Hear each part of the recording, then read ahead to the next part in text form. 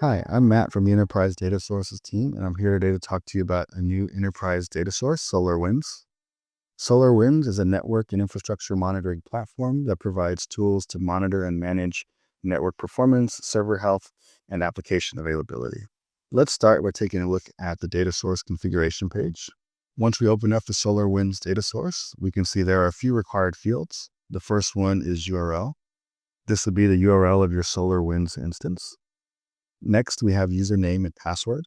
These would be the same credentials that you use to log in to your SolarWinds instance. And finally, we have some optional TLS settings. If they apply to your instance, then you can check the appropriate checkbox down below. Finally, we can make sure that our health check is passing by clicking Save and Test. We have also provided a couple of built-in dashboards here. We have SolarWinds Top 10 and SolarWinds Alerts. Let's go ahead and take a look at some of those dashboards. We'll take a look at SolarWinds Top 10. So here we can see there are a few panels in this dashboard.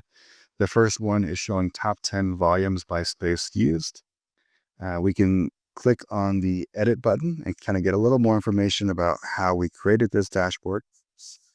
We can see here that we have the SWQL query section where we can put an SWQL query and we can display the results up above. Currently, we're only supporting this SWQL query for displaying SolarWinds information. If there are other feature requests, we're happy to accept those and possibly work on it in the future. If you want some more information on SWQL, you can get that from the SolarWinds documentation. Here's an example that shows a few simple SWQL queries. You could also go to your SolarWinds instance and look at the Hubble section, which is usually here at the top page.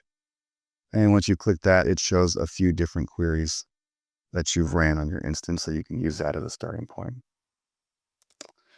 That's all we have for now on the SolarWinds data source. If you want more information on this data source, you can look at our Grafana documentation on the SolarWinds data source plugin. Thank you.